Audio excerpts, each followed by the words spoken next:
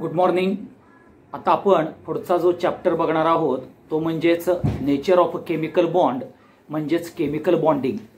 आता तुम्हाला माहिती आहे की कुठलाही ॲटम कंबाईन होत असताना दुसऱ्या ॲटम बरोबर कंबाईन होतो, म्हणजेच aggregation of a atom is possible when there is having a bond between two atoms or two molecules, त्यालाच आपण केमिकल बॉन्डिंग म्हणतो। मग हे जे केमिकल बॉन्डिंग आहे ह्याच्यामध्ये फोर्स ऑफ अट्रॅक्शन हा महत्वाचा पार्ट असतो आणि थर्मल एनर्जी। ओके, मग जर थर्मल एनर्जी जर जास्त असेल तर अट्रॅक्शन कमी असतं आणि atoms or molecules they are going to be disassociates from each other.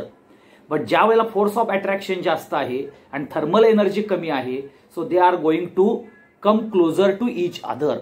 आणि म्हणजे आपण सांगू शकतो the force of attraction which holds atoms or molecules together that is called as a chemical bond हे आपण म्हणतो। मग हे ॲटम तुम्हाला माहिती आहे की particularly acquire a stability and acquire noble gas configuration। आता स्टॅबिलिटी म्हणजे जर तुम्ही बघितलं each and every individual atom it has a more potential energy आणि ती potential energy जास्त असल्या कारणाने it is a unstable character, कारण एनर्जी जास्त तर अनस्टॅबिलिटी जास्त। आणि म्हणून individual atom because he wants to be a stable, okay, it's going to combine with the other atom and particularly they are going to form or they are going to acquire a stability by combining with the other atom. That is one aspect to form a bond, that is a chemical bond formations करता acquire stability. जे each and every atom they want to acquire stability, because of that the atom is going to combine with another atom, so can the potential energy is going to be decreased. That is number one. Number two, the atom particularly they want a stable a noble gas configuration.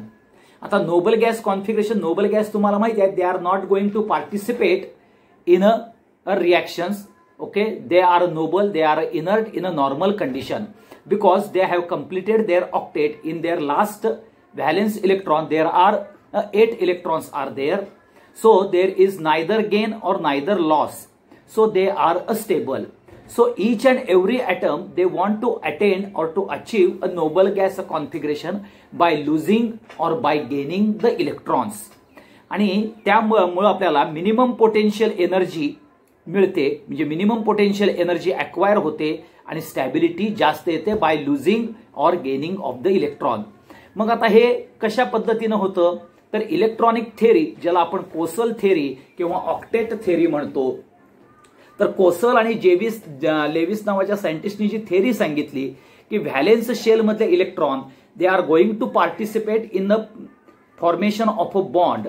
Okay, मग valence electrons म्हणजेच काय, the electrons which is a present in a last valence shell and which takes participate in a bond formation is called as a valence electron and that shell is called as a valence shell.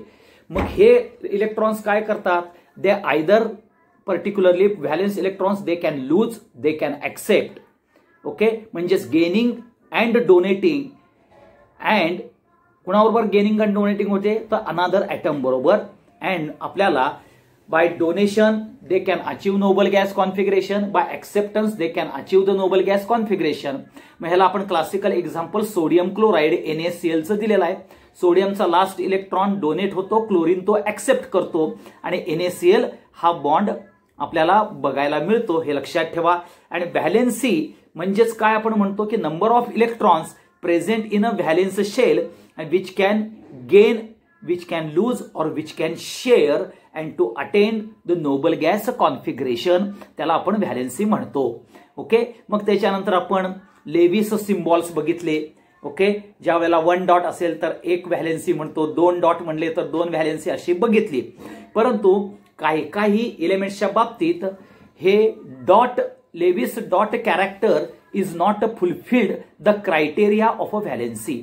मग ती criteria of a valency काय केली, जर first period मधले जर elements असतील तर 2- number of dots घेतले आपण, आणि other than first period elements असतील तर 8- नंबर ऑफ डॉट्स घेऊन आपण व्हॅलेन्सी ही ऑक्सिजन, नायट्रोजन, नंतर फ्लोरीन ह्यांची व्हॅलेन्सी आपण पर्टिक्युलरली आयडेंटिफाय केली, इव्हॅल्युएट केली.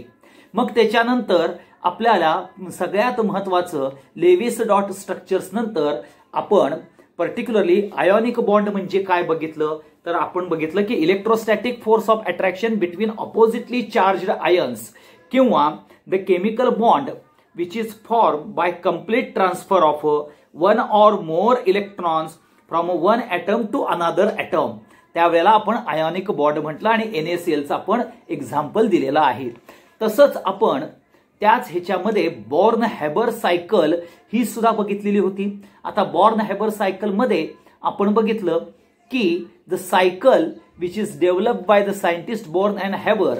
मग त्यांनी काय सांगितलं की Na आणि Cl ह्याच्यामध्ये only Na plus Cl is equal to NaCl असं होऊन आपल्याला फॉर्मेशन होत नाही, तर number of episodes they are going to be a present.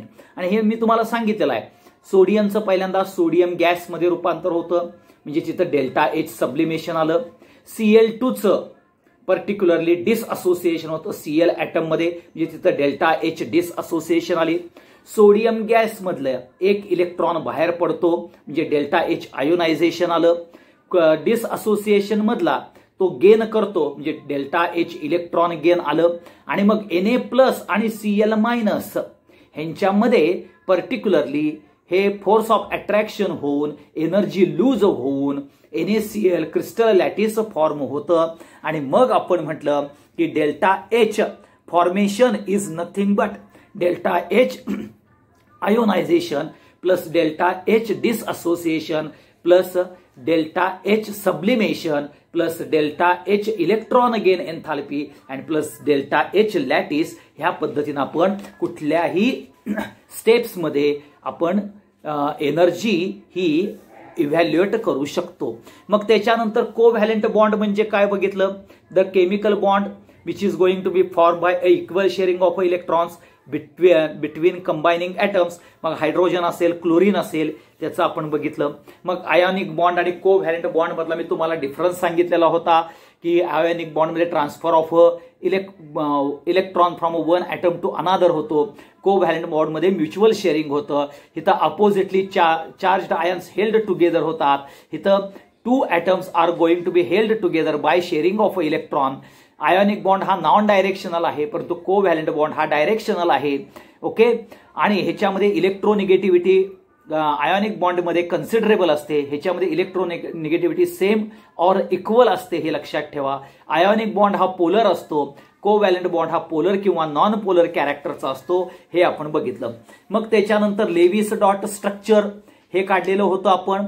आणि त्याच्यावरून आपण कार्बन डायऑक्साईड असेल किंवा SO4 मायनस आयन असेल, H2S असेल, NO2 असेल, ह्यांचे आपण पर्टिक्युलरली लेविस डॉट स्ट्रक्चर काढलं.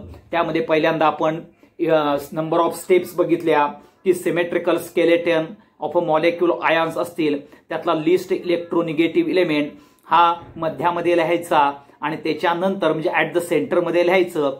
आणि पर्टिक्युलरली सिमेट्रिकल स्केलेटन हे आपण ऑब्झर्व करायचं. त्याच्यानंतर नंबर ऑफ इलेक्ट्रॉन्स व्हॅलेन्स शेलमध्ये कॅल्क्युलेट करायचे. एनायन असेल तर इलेक्ट्रॉन्स ऍड करायचे, कॅशायन असेल तर आपल्याला मायनस करायचं, म्हणजे ती व्हॅल्यू आपल्याला एची येईल. त्याच्यानंतर आपण total number of electrons needed to achieve noble gas configuration each and every individual करता बघायची, ती व्हॅल्यू म्हणजे N येईल. हे मी तुम्हाला लिहून दिलेलं आहे, ते फक्त एकदा ब्रशअप करा.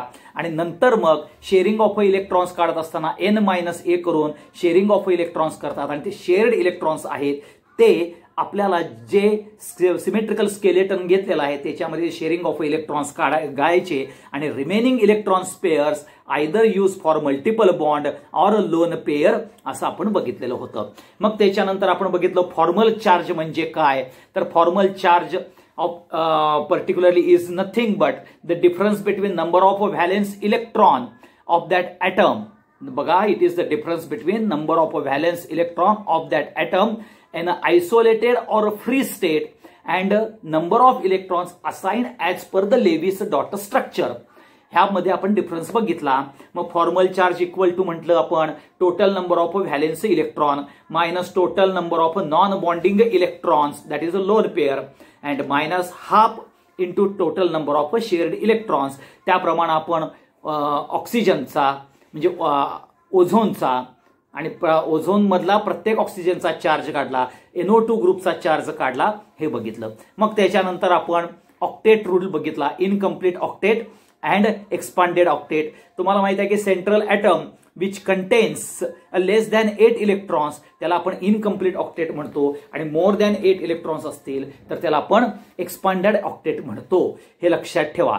AlCl3, BeCl2, BF3 हे इनकम्प्लीट ऑक्टेटचे एक्झाम्पल्स येतात. एक्सपांडेड ऑक्टेटचे PCl5, SF6 चे आपण एक्झाम्पल बघितले. मग हा पर्टिक्युलरली इनकम्प्लीट ऑक्टेट असलेले कंपाऊंड आणि एक्सपांडेड ऑक्टेट कंपाऊंड जे आहेत ते it can shows the limitation of octet rule. मग ते रूल काय आहेत? Fails to explain the incomplete octet, how these particularly compounds are stable because there are not 8 electrons present in their octet, now in their valence shell or last electrons. So stability is a questionable. Similarly for the expanded octet, okay, कारण more than 8 electrons आहेत, how they are stable. Okay, कारण का आपण octet theory प्रमाणे सांगितले की 8 इलेक्ट्रॉन पाहिजेत by losing or by accepting. Okay, किंवा डोनेटिंग आणि गेनिंग मध्ये आपल्याला 8 इलेक्ट्रॉन्स आपल्याला प्रत्येक पर्टिक्युलरली व्हॅलेन्स शेल मध्ये असतात ऑफ दॅट सेंट्रल ॲटम्स, आपण असं बघितलेलं होतं.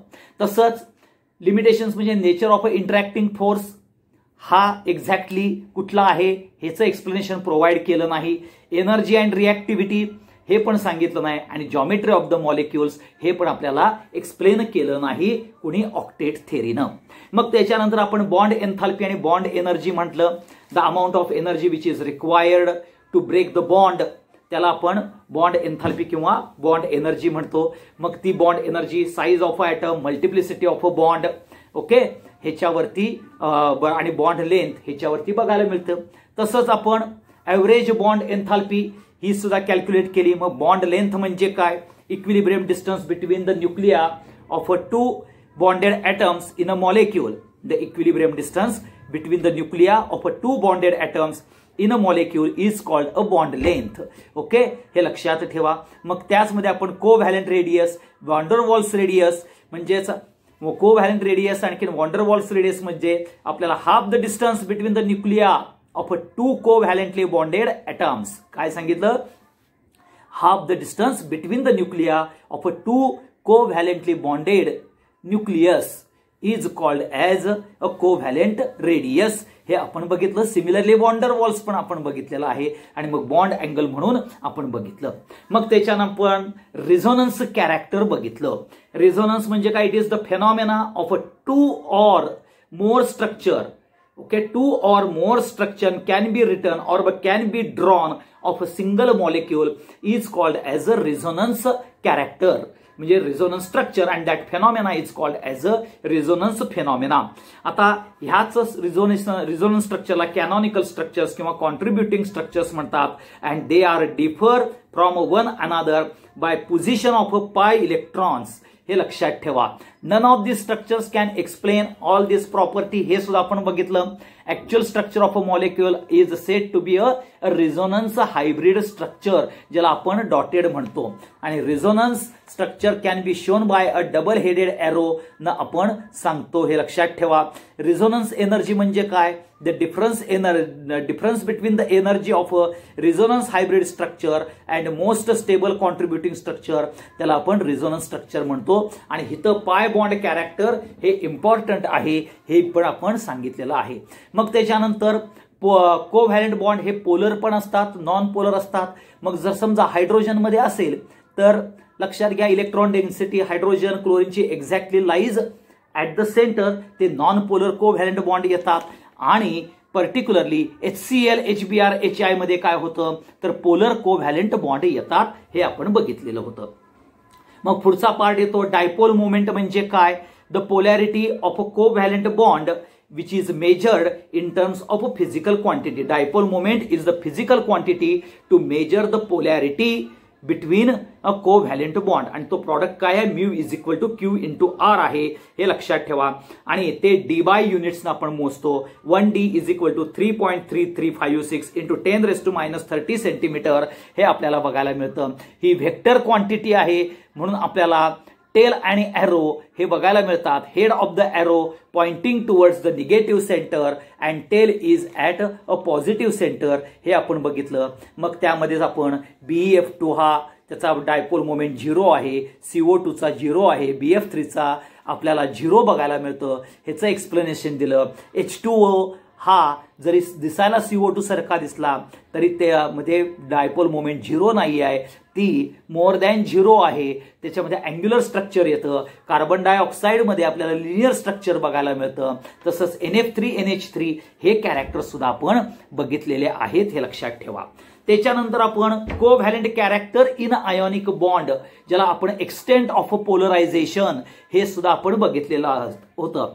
म्हणजेच लक्षात घ्या ज्यावेळेला two oppositely charged ions approach to each other त्यावेळेला काय होतं कॅशायन हा अट्रॅक्ट करतो outer most electrons of anions आणि कॅशायनचा न्यूक्लियस त्या इलेक्ट्रॉन्सला रिपेल करतो आणि त्यामुळं जो अनायन्सचा जो साईज आहे शेप आहे किंवा जी इलेक्ट्रॉन डेन्सिटी आहे त्याच्यामध्ये डिस्टॉर्शन होतं आणि डिस्टॉर्शन होऊन तिथं sharing of electrons from anion and cation मध्ये होतं. That is called as a polarization and that extent of polarisation is nothing but a particularly a polarization character ह्यामध्ये आपण बघतो. आणि ह्याच्यामध्ये कोव्हॅलेंट बॉन्ड मध्ये मग पोलरायझेशन एक्सटेंट ऑफ पोलरायझेशन म्हणजेच आयोनिक बॉन्ड डेव्हलप होतो. म्हणजेच पार्शल कोव्हॅलेंट कॅरेक्टर हे होतं हे आपण बघितलं. ओके आयोनिक बॉन्ड मध्ये कोव्हॅलेंट बॉन्ड आणि कोव्हॅलेंट कॅरेक्टर मध्ये आपल्याला आयोनिक बॉन्ड हे due to the cation and anions मध्ये होतं. आणि मग इथं आपल्याला फजन्स रूल बघितलेला होता. Extent of polarisation explain by पहिल्यांदा साईज ऑफ आयन्स कॅशायन हा स्मॉल असला पाहिजे, अनायन हा लार्ज असला पाहिजे. Charge on ions higher the magnitude positive और निगेटिव्ह चार्ज तेवढंच तुम्हाला एक्सटेंट ऑफ पोलरायझेशन बघायला मिळतं. Electronic configuration the configuration of S2P6D10 is a less screening effect has a greater polarisation than S2 आणि P6 मध्ये. आणि डायइलेक्ट्रिक कॉन्स्टंट जर असेल higher the dielectric constant of the medium lesser is the extent of polarisation हे characters आपण बघितलं. मग त्याच्यानंतर व्हॅलेन्स बॉन्ड थेअरी VBT बघितलं जे पाउलिंग आणि स्लॅटरनं सांगितलं. त्यामध्ये काय कोव्हॅलेंट बॉन्ड फॉर्म करणारे 2 ॲटम्स कसे आहेत त्यांचे atomic orbitals they should get overlap with the each other. त्याच्याकरता काय पाहिजे त्यांची energy same or nearly same असली पाहिजे. त्यांच्यामध्ये जे इलेक्ट्रॉन्स आहेत ते अपोजिट स्पिन मध्ये असली पाहिजेत. नंतर ओव्हरलॅपिंग ऑफ ऑर्बिट असताना ते अपोजिट स्पिन मध्ये असलेला they are going to gets overlap. म्हणजेच तुम्हाला पर्टिक्युलरली ॲटॉमिक ऑर्बिटल्स हे ओव्हरलॅप होणार आहेत. ॲटॉमिक ऑर्बिटल्सची एनर्जी ही सेम पाहिजे. त्या ॲटॉमिक ऑर्बिटल्स जे ओव्हरलॅप होणार आहेत त्यामधले जे इलेक्ट्रॉन्स आहेत ते अपोजिट स्पिन मध्ये असले पाहिजेत. And then only extent of polarisation is more. आणि त्यामुळे आपल्याला इलेक्ट्रॉन्सचा स्पिन नलिफाईड होऊन पर्टिक्युलरली बॉन्ड फॉर्मेशन होतं. त्यालाच आपण कोव्हॅलेंट बॉन्ड म्हणतो. आणि number of covalent bond is depends upon the number of unpaired electrons हे आपण बघितलं. आणि strength of covalent bonds depends upon the extent of polarisation. मग इथं आपल्याला 2 प्रकारचे कॅरेक्टर बघायला मिळतात force of attraction and force of repulsion. जेवढा फोर्स ऑफ अट्रॅक्शन जास्त असतो तर एनर्जी ऑफ सिस्टीम डिक्रीज होते म्हणजेच ओव्हरलॅपिंग जास्त होतं. ओव्हरलॅपिंग जास्त म्हणजेच स्ट्रेंथ ऑफ बॉन्ड जास्त येतं हे लक्षात ठेवा. मग आपण त्याला पर्टिक्युलरली ह्याच्यामध्ये कॅरेक्टर्स जर बघितले तर ते हायड्रोजनच्या बाबतीतले कॅरेक्टर्स बघितले त्याचे कंडिशन्स आपण बघितल्या आणि मग नंतर आपण त्याच्यामधले टाइप्स ऑफ ओव्हरलॅप बघितलं. SS overlap, SP overlap, PP overlap which are going two gives you a certain compound. आता एस ओव्हरलॅप म्हटलं की हायड्रोजन आलं, PP म्हटलं की क्लोरीन आलं आणि SP ओव्हरलॅप म्हटलं की HCl सारखे कॅरेक्टर येतात. परंतु व्हॅलेन्स बॉन्ड थेअरीला लिमिटेशन्स आहेत, कारण का जेवढे नंबर ऑफ इलेक्ट्रॉन्स आहेत तेवढेच बॉन्ड फॉर्मेशन होतात हे आपण त्याच्यामध्ये सांगितलं. त्यांच्यामध्ये अपोजिट स्पिन पाहिजे हे पण आपण सांगितलेलं आहे आणि force of attraction should be a more than a force of repulsion. परंतु काही प्रॉडक्ट जे आहेत CH4 सारखा आहे, ओके, अमोनिया सारखा आहे, ओके, किंवा आपल्याला AlCl3 सारखे असे जे सबस्टन्स आहेत, कंपाऊंड्स आहेत, ह्यांच्यामध्ये मग आपल्याला कन्सेप्ट ऑफ हायब्रिडायझेशन हे बघायला मिळालं. आता कन्सेप्ट ऑफ हायब्रिडायझेशन निडेड काय आहे की observed valency to explain observed valency from a VBT. कारण का कार्बनची व्हॅलेन्सी, बेरेलियमची व्हॅलेन्सी आणि बोरॉनची व्हॅलेन्सी जर बघितलं तर बोरॉनची 0 व्हॅलेन्सी येते, जे त्याच्यामध्ये अनपेअर्ड इलेक्ट्रॉन्स एक पण नाही आहे. बेरेलियम मध्ये, बोरॉन मध्ये 1 आहे आणि कार्बन मध्ये 2 आहे, म्हणजे कार्बन हा डायव्हॅलेंट येतो. परंतु CH4 मध्ये तो टेट्राव्हॅलेंट आहे. BF3 मध्ये बोरॉन हा ट्रायव्हॅलेंट आहे आणि BeCl2Be हा डायव्हॅलेंट आहे. म्हणजेच VBT इथं fails to explain regarding the observed valency, हे लक्षात ठेवा. तसंच टू एक्सप्लेन ऑब्झर्व्ड जॉमेट्री आणि बॉन्ड अँगल जर तुम्ही बघितलं H2O आणि अमोनिया ह्या दोघांच्या मध्ये जर तुम्ही बघितलं तर OH बॉन्ड आहे वॉटरमध्ये आणि NH बॉन्ड आहे ह्याच्यामध्ये कुणामध्ये, पर्टिक्युलरली अमोनियामध्ये. आता ह्यामध्ये काय होतं, जर वॉटर मॉलिक्युलला बघितलं किंवा अमोनिया बघितलं, 1s ऑर्बिटल ऑफ हायड्रोजन हा ओव्हरलॅप होणार आहे तो 2py आणि 2pz ऑर्बिटल बरोबर, किंवा अमोनियाचा आहे तो px py pz बरोबर होईल. म्हणजेच हे px py pz p orbitals they are perpendicular to each other, म्हणजे त्यांचा बॉन्ड अँगल यायला पाहिजे 90 डिग्रीज. परंतु तो न येता आपल्याला वॉटरमध्ये 104 आणि अमोनियामध्ये 107 डिग्रीजचा येतो आणि मग इथं परत VBT फेल्स टू एक्सप्लेन होते. मग त्याच्यानंतर आपण बॉन्ड इक्विव्हॅलन्स बघितलं, कारण का S ऑर्बिट आणि P ऑर्बिट जर आपल्याला ओव्हरलॅप झालं, SS ऑर्बिट असेल तर काही प्रॉब्लेम नाही, परंतु SP ऑर्बिट ओव्हरलॅप झालं तर bond should be a not identical character, okay, ते डिफरंट कॅरेक्टरचे येतात आणि म्हणून आपल्याला हायब्रिडायझेशनची कॅरेक्टर्स बघायला मिळालं. मग हायब्रिडायझेशन म्हणजे काय हे तुम्हाला माहिती आहे, process of mixing and recasting of different atomic orbitals having nearly same energy to form a same number of a maximum symmetry and definite orientation. म्हणजे जे आपल्याला ऑर्बिटल्स फॉर्म होतात ते मॅक्झिमम सिमेट्री अँड डेफिनाइट ओरिएंटेशनची होतात. मग त्यामध्ये आपण बघितलं जर अनपेअर्ड इलेक्ट्रॉन्स त्याच्या बॉन्ड बरोबर किंवा व्हॅलेन्सी बरोबर जर नसतील तर formation of a excited state करायची, त्याच्यानंतर मिक्सिंग अँड रिकास्टिंग करायचं, मग sp3 होईल, sp2 होईल, sp होईल, त्याच्यानंतर रिओरिएंटेशन होईल, maximum stability and minimum repulsion प्रमाणे and energy of atomic orbitals ही इम्पॉर्टंट कंडिशन आहे की ॲटॉमिक ऑर्बिटल्स जे पार्टिसिपेट होतात त्यांची energy equal or nearly same असली पाहिजे. मग त्या हायब्रिडायझेशनमध्ये आपण sp2, sp3, sp हे आपण बघितलेलं आहे, ते मॉलिक्युल्स आपण एक्सप्लेन केलेले आहेत. त्या मॉलिक्युल्स एक्सप्लेन प्रमाणे जॉमेट्री सुद्धा एक्सप्लेन केलेली आहे. तसंच आपण sp3d2 हे हायब्रिडायझेशन बघितलं. मग त्यामध्ये sigma bond formation, pi bond formation हे सुद्धा बघितलं. सिग्मा बॉन्ड म्हणजे covalently bond by a coaxial, okay, particularly end to end overlapping बघितलं. पाय बॉन्ड म्हणजे लॅटरल ऑर साइड वाईज म्हणजे परपेंडिक्युलर टू इच अदर असल्यामुळे तो बॉन्ड होतो. सिग्मा बॉन्ड आणि पाय बॉन्डचा तुम्ही डिफरन्स बघू शकता, हे लक्षात ठेवा. मग त्याच्यानंतर आपण पर्टिक्युलरली VSEPR ही थेरी बघितली. VSEPR थेरीमध्ये काय सांगितलं, the shape of the molecule is determined by the number of valence electron pairs bonded or non bonded present around the central atom is the most important. हे electron pairs आहेत, हे valence shell repel one another and these electron pairs occupy such a position in a space so they experience minimum repulsion and maximum stability. हे पण लिहून दिलेलं आहे बघा. आणि आपण ते valence shell of a central atom is considered as a sphere and electrons pair, they are going to be a maximum distance from each other.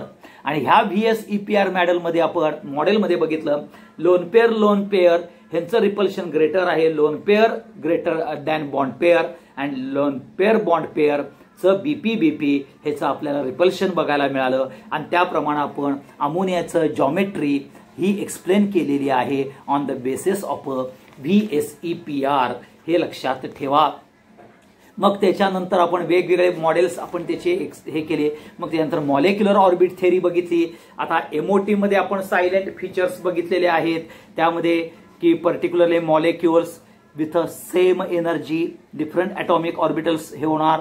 दोन प्रकारचे atomic orbitals particular atomic orbitals overlap झाल्यानंतर दोन प्रकारचे MOT बघायला मिळणार आहेत, एक bonding आणि एक अँटी बॉन्डिंग. मग त्याला आपण linear combination of atomic orbitals प्रमाणे LCAO प्रमाणे formation of a molecular orbit बघितलेलं आहे. म्हणजेच बॉन्डिंगमध्ये आपल्याला साय इज इक्वल टू साय ए प्लस साय बी बघितलं, आणि अँटी बॉन्डिंगमध्ये साय अँटी बॉन्डिंग इज साय ए मायनस साय बी, हे आपल्याला डिफरंट ओरिएंटेशन. ओके. आणि पर्टिक्युलरली जो वेव्ह फंक्शन हे कॅरेक्टर घेऊन आपण कॉम्बिनेशन ऑफ ॲटॉमिक ऑर्बिटल्स म्हणजे anti bonding and bonding molecular orbits हे बघितलं. बॉन्डिंग मॉलिक्युलर ऑर्बिट्सची एनर्जी ही कमी असते, अँटी बॉन्डिंगची जास्त असते. आणि जसे ॲटॉमिक ऑर्बिटल्स आपण फिलअप करतो तसंच मॉलिक्युलर ऑर्बिटल्स सुद्धा आपण फिलअप करतो by using a Hund's rule, Pauli's exclusion principle and Aufbau principle, हे लक्षात ठेवा. आणि मग त्याच्यामध्ये मी तुम्हाला एक मॉडेल दिलेलं होतं, sigma 1s less than sigma star 1s, sigma star 1s less than sigma 2s, sigma 2s less than sigma star 2s, sigma star 2s less than particularly sigma PZ, sigma PZ is less than पाय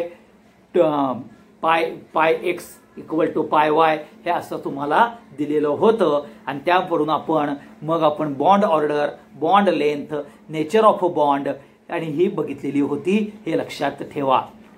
मग त्याच्यामध्ये bond order आणि bond length मध्ये inversely proportional character हे बघितलं. मग त्या मॉड थेअरीमध्ये hydrogen, lithium molecule, F2 molecule, CO molecule, NO molecule हे वेगवेगळ्या प्रकारानं आपण त्याचे काय बघितले आहेत, एक्सप्लेनेशन्स बघितलेले आहेत. आणि ते एक्सप्लेनेशन्स बघून बॉन्ड ऑर्डर ही सुद्धा काढलेली आहे, half into bracket NB minus NA. NB म्हणजेच electrons present in a bonding आणि NA म्हणजेच electrons present in a anti bonding मध्ये. मग त्यामध्येच आपण डायमॅग्नेटिक, पॅरामॅग्नेटिक कॅरेक्टर हे सुद्धा बघितलेलं आहे, हे लक्षात ठेवा. आणि सगळ्यात शेवटी हायड्रोजन बॉन्डिंग हे कॅरेक्टर्स आपण घेतलेलं होतं, हे इम्पॉर्टंट आणि मस्ट आहे, हे लक्षात घ्या.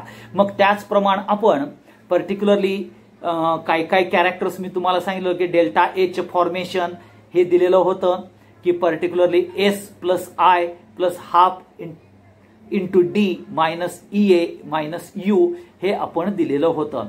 ओके. S म्हणजेच हीट ऑफ सब्लिमेशन, I म्हणजे आयोनायझेशन एनर्जी, D म्हणजेच हीट ऑफ डिसअसोसिएशन, म्हणजे जे बॉर्न-हायबर सायकल आपण घेतलेलं होतं डेल्टा H फॉर्मेशन्स त्याच्या संदर्भात आपण बघितलेलं होतं. मग कॅरेक्टरिस्टिक्स पण मी तुम्हाला सांगितलेल्या होत्या, कोव्हॅलेंट बॉन्ड आणखीन ह्याच्यामध्ये. तसंच percentage of ionic character of covalent bond कसं काढतात हे पण तुम्हाला सांगितलं. Percentage of character of covalent bond त्याचं आपण न्यूमेरिकल सोडवून घेतलेलं आहे, डायपोल मोमेंटचं न्यूमेरिकल सोडवून घेतलेलं आहे, ते बघून घ्यायचं. Percent of ionic character of covalent bond equal to experimental dipole moment divided by theoretical dipole moment into 100 हे ना आपण काढलेला आहे, हे लक्षात ठेवा. हा सगळ्यात इम्पॉर्टंट कॅरेक्टर येतो, हा आपण बघितलेला आहे. परत आपण व्हॅलेन्स बॉन्ड थेअरी हे कॅरेक्टर बघितलं. हायब्रिडायझेशन, मग त्याचमध्ये मी हायब्रिडायझेशन कसं काढायचं, simple molecule, poly atomic anion आणि poly atomic cation. X is equal to half into V plus G हे सिंपल करता. X equal to half into V plus G plus A हा पॉली ॲटॉमिक एनायन करता. आणि X equal to half into V plus G minus C poly atomic cation करता, हे आपण बघितलेलं होतं. तसंच मी तुम्हाला आणखीन एक फॉर्म्युला दिला होता, X is equal to SA plus half into G minus V simple करता. X is equal to SA plus half into G minus V plus A आणि x is equal to SA plus half into G minus V minus C हा तुम्हाला दिलेला होता. किंवा तिसरा सांगितलेला होता स्टेप नंबर 1 मध्ये add number of valence electron of all atom in a molecule. Okay, if cation असेल तर सबस्ट्रॅक्ट करायचं, एनायन असेल तर ऍड करायचं. स्टेप नंबर 3 मध्ये टोटल नंबर ऑफ इलेक्ट्रॉन्स जे ऑब्टेन झालेले आहेत ते जर लेस दॅन 8 असतील तर डिवायडेड बाय 2 करायचं आणि ऍड क्वोशंट आणि रिमाइंडर करायचं. समजा ते जर ग्रेटर दॅन 8 असतील तर डिवायडेड बाय 8 करायचं, फर्स्ट क्वोशंट काढायचा, डिवाइड करायचं रिमाइंडर बाय 2 न, आणि मग आपल्याला फायनल क्वोशंट बघायला मिळतो. आणि त्याप्रमाणे आपण PCl3, PCl5, SF6 ह्याचे कॅरेक्टर्स बघितले. आणि मग तुम्ही x ची व्हॅल्यू जर 2 असेल तर SP, 3 असेल तर SP2, 4 असेल तर SP3, 5 असेल तर SP3D ह्या पद्धतीने आपण कॅरेक्टर्स बघितलेले होते, हे लक्षात ठेवा. मग त्याच्यानंतर आपण फॉस्फरिक पेंटाक्लोराइड, मॅग्नेटिक बिहेवियर हे सगळे आपण स्टॅबिलिटी कॅरेक्टर्सचे आपण इम्पॉर्टंट आणि hydrogen bonding, condition of resonance हे सगळे कॅरेक्टर्स बघितलेले होते. हा इम्पॉर्टंट पार्ट तुम्हाला मी सगळा एक्सप्लेन करून सांगितलेला आहे, हे लक्षात ठेवा. आणि मग ह्यामध्ये melting point, boiling point, solubility हे क्रायटेरिया पण मी तुम्हाला दिलेले होते. तसंच फजन्स रूल प्रमाणे आपल्याला कशाप्रमाणे साईज ऑफ द कॅशायन इन्क्रीज होत गेला.